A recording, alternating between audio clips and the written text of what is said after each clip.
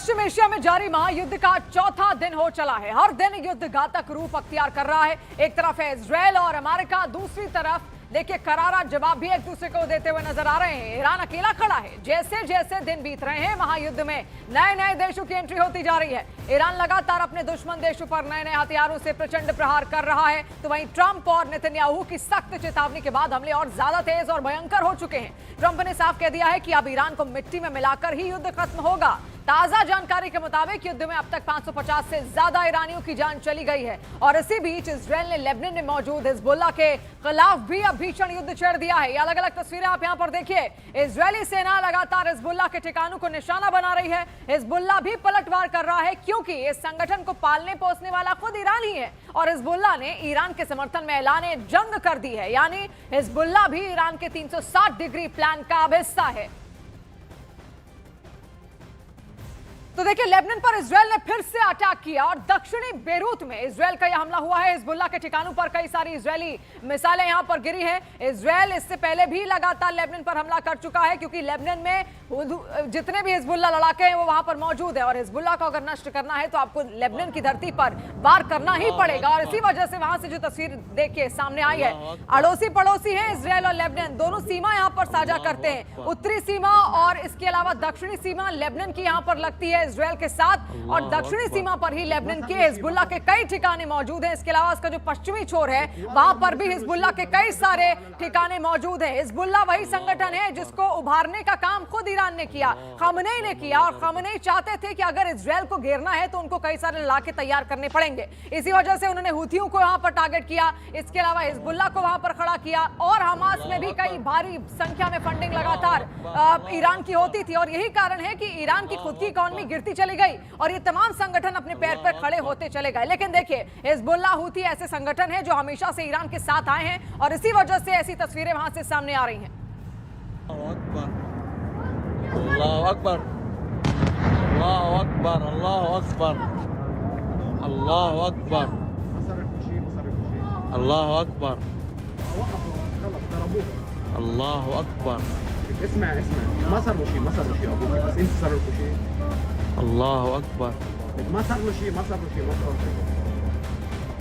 तो लगातार ये मेगा कवरेज न्यूज़ 18 इंडिया पर जारी है कि एक तस्वीर हम आप तक पहुंचा रहे हैं और आपको इजरायल ईरान जंग में एंट्री लेने वाले हिजबुल्लाह के बारे में भी अब चलिए बता देते हैं। देखिए, हिजबुल्लाह लेबनान का एक शिया मुस्लिम राजनीतिक और सैन्य संगठन है जिसे ईरान का भरपूर समर्थन मिला हुआ है। अरबी भाषा में हिजबुल्लाह का अर्थ है अल्लाह की पार्टी।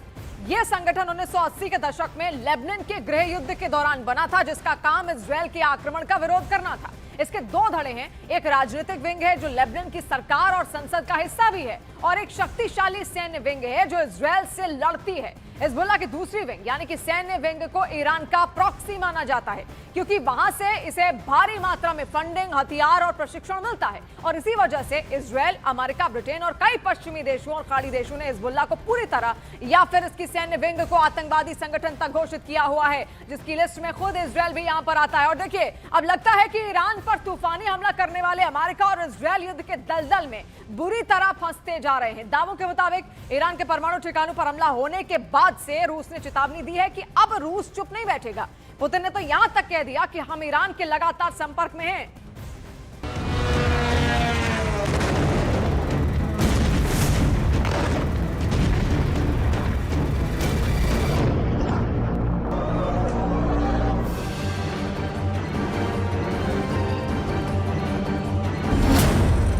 परमाणु ठिकाने पर बड़ा हमला, 1500 मिसाइलों से ईरानी कोहराम।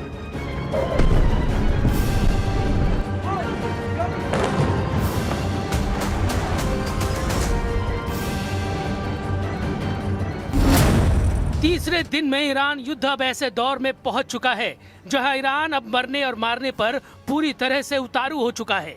जहां पहले राउंड में अमेरिका और इजराइल ने एक तरफा हमले करके सुप्रीम लीडर अली खamenei समेत 48 से ज्यादा टॉप लीडर्स और कमांडर्स को मार डाला, तो वहीं अब ईरान ने पिछले 3 दिनों में 1000 मिसाइल और ड्रोन से इजराइल और पश्चिमी एशिया में फैले अमेरिका के दर्जनों सैन्य अड्डों पर भीषण हमले किए हैं। हालात ये हो गए हैं कि राष्ट्रपति ट्रंप भी ये मानने को मजबूर हो गए हैं कि युद्ध 2 हफ्ते से ज्यादा चल सकता है। खबर तो यहाँ तक है कि बौखलाए अमेरिका और इजराइल ने ईरान के परमाणु ठिकाने नतांज पर भीषण हमला किया है, जिससे रेडिएशन का खतरा पैदा हो गया। दावा तो यहाँ तक किया गया है कि ईरान ने अपनी खैबर शेकेन और फत्ताह 2 जैसी घातक मिसाइलों से हमले कर दिए हैं। इजराइल की राजधानी तेल अवीव में 40 से ज्यादा इमारतों को ईरान ने अपने मिसाइल और ड्रोन हमलों से उड़ा दिया। यरूशलेम ने भी ईरान के तूफानी हमलों से भारी तबाही हुई है। अब तक युद्ध में अमेरिका के कई जेट गिर चुके हैं। कुवैत के रक्षा मंत्रालय का यहां तक दावा है कि अमेरिका के कई जेट गिरे हैं। हालांकि कुवैत ने संख्या नहीं बताई है। कुल मिलाकर मिडिल के 8 देश ईरान की बदले की आग में जलने लगे हैं। हम शुरुआत करते हैं अमेरिका और इजराइल के उस तूफानी हमलों से, जिसकी वजह से पश्चिमी एशिया में परमाणु जंग का खतरा पैदा हो गया है। ईरान के परमाणु ठिकाने पर हमला, नेतन्याहू के दफ्तर पर निशाना। 28 फरवरी 2026 को शुरू हुए ऑपरेशन एपिक फ्यूरी और ऑपरेशन रोरिंग लॉयन में ईरान ने तांडव मचा रखा है। रॉयटर्स के हवाले से खबर आ रही है कि अभी तक ईरान में 255 से ज्यादा लोग मारे जा चुके हैं। तेहरान के पश्चिमी इलाके में सबसे ज्यादा अमेरिका और इजराइल ने हमले किए। खबर तो यहाँ तक है कि इजराइल और अमेरिका ने ईरान के नतांज परमाणु ठिकाने पर भीषण हवाई हमला किया है। रेडिएशन की चेतावनी देते हुए ईरान ने दावा किया है कि इजराइल के हमले से पूरे इलाके में परमाणु रेडिएशन किसी भी वक्त शुरू हो सकता है। पिछले 72 घंटे में दोनों तरफ से हजारों मिसाइल, बम और ड्रोन एक दूसरे पर दागे जा चुके हैं। जरा ये आंकड़े देखिए। पिछले 72 घंटों में अमेरिका और इजराइल ने ईरान के भीतर 2500 से अधिक ठिकानों पर बमबारी की है। पहले 24 घंटों की रिपोर्टों के अनुसार केवल पहले दिन अमेरिका ने 900 और इजराइल ने लगभग 1200 हवाई हमले किए हैं। ईरान के तेहरान, इस्फहान, कोम, करज और किरमान शाह जैसे प्रमुख शहरों को निशाना बनाया गया है। इजराइल के 200 से अधिक लड़ाकू विमानों, जिसमें F-35 और F-15 ने सैकड़ों टन सटीक हथियार और लगभग 500 से अधिक बड़ी मिसाइलें दागी हैं। अमेरिकी युद्धपोतों और पनडुब्बियों ने 1000 से अधिक टोमाहॉक क्रूज मिसाइलें दागी हैं। अमेरिका ने अपने B-2 स्टील्थ बॉम्बर से 14 GBU-57 बम गिराए। ये दुनिया के सबसे बड़े बम हैं, जो जमीन के नीचे गहराई में बनी परमाणु सुविधाओं जैसे फोर्डो और नतांज को तबाह करने के लिए उपयोग किए गए हैं। दावा तो यहाँ तक किया गया है कि ईरान के परमाणु ठिकाने नतांज पर अमेरिका के हमलों से भारी नुकसान हुआ है। Trump has all the latitude in the world to talk about how long it may or may not take. 4 weeks, 2 weeks, 6 weeks. It could move up, it could move back. We're going to execute at his command the objectives we've set out to achieve. And what he has shown an ability to do that other presidents can't quite seem to have the aperture to do, well, I mean, Joe Biden didn't even know what he was doing, is to look for opportunities and off-ramps and escalations for the United States that creates new opportunities to execute what we need on our own time. Iran का तूफानी पलटवार, खौफ में Trump, 4 हफ्ते चलेगा युद्ध। दूसरी तरफ ईरान ने भी इजराइल और अमेरिका के सैन्य अड्डों पर तूफानी हमले किए हैं। कतर, बहरीन, कुवैत, सऊदी अरब, UAE, साइप्रस और तुर्की में आज ईरान ने इतने तूफानी हमले किए हैं, जिन्हें देखकर राष्ट्रपति ट्रंप बुरी तरह से बौखला गए हैं। ट्रंप ने माना कि ये जंग 2 हफ्ते से लेकर 4 हफ्ते तक चल सकती है।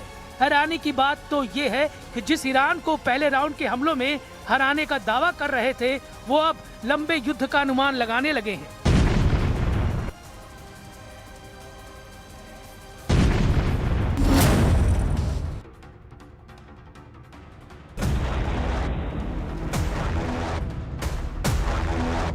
कुवैत में 3 F-15E strike eagle jet America के गिर चुके हैं। दावा किया जा रहा है, ईरान का दावा है कि उसने अमेरिका के जेट मार गिराए हैं, लेकिन कुवैत के रक्षा मंत्रालय और अमेरिकी सेंट्रल कमांड ने आधिकारिक तौर पर स्वीकार किया है कि 3 अमेरिकी F-15E फ्रेंडली फायर में तबाह हुए हैं। हालांकि पायलट सुरक्षित बताए जा रहे हैं। अगर हम हवाई हमलों के हिसाब से ईरानी हमला करने की क्षमता को देखें, तो वाकई ईरान ने कोहराम मचा दिया है। ईरान ने इस वक्त 700 किलोमीटर दूर इराक में अमेरिकी अड्डों पर हमले तेज कर दिए हैं। 750 किलोमीटर दूर कुवैत पर ईरान ने ताबड़तोड़ ड्रोन और मिसाइल हमले किए हैं। 1050 किलोमीटर दूर बहरीन के मनामा में ईरान ने अमेरिका के नौसैनिक अड्डे पर हमला किया है। 1150 किलोमीटर दूर कतर पर सबसे भीषण हमला ईरान ने किया है।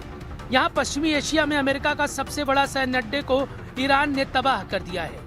1280 किलोमीटर दूर यूएई में भी ईरान के हमलों से भारी तबाही हुई है। 1300 किलोमीटर दूर सऊदी अरब की आरामको तेल कंपनी पर ईरान ने तूफानी हमला किया है। इससे सबसे बड़ी रास तनूरा रिफाइनरी को भीषण नुकसान हुआ है। 1460 किलोमीटर दूर जॉर्डन में भी ईरान के हमले से भारी नुकसान हुआ है। 1500 किलोमीटर दूर ओमान में ईरान ने अमेरिकी ठिकाने पर ड्रोन से हमला किया है। अगर बात करें इजराइल की तो ईरान ने 1550 किलोमीटर दूर इजराइल के कम से कम 6 शहरों पर तूफानी हमले किए हैं। अकेले राजधानी तेल अवीव की 40 इमारतों को ईरान ने ध्वस्त कर दिया है, जबकि 1750 किलोमीटर दूर साइप्रस में फ्रांस के अड्डे पर भी ईरान ने मिसाइलों से हमले किए हैं। कुल मिलाकर ईरान ने साबित कर दिया है कि भले ही अमेरिका और इजराइल ने उसका ऐतिहासिक नुकसान किया है, लेकिन ईरान आखिरी दम तक मुकाबला करेगा।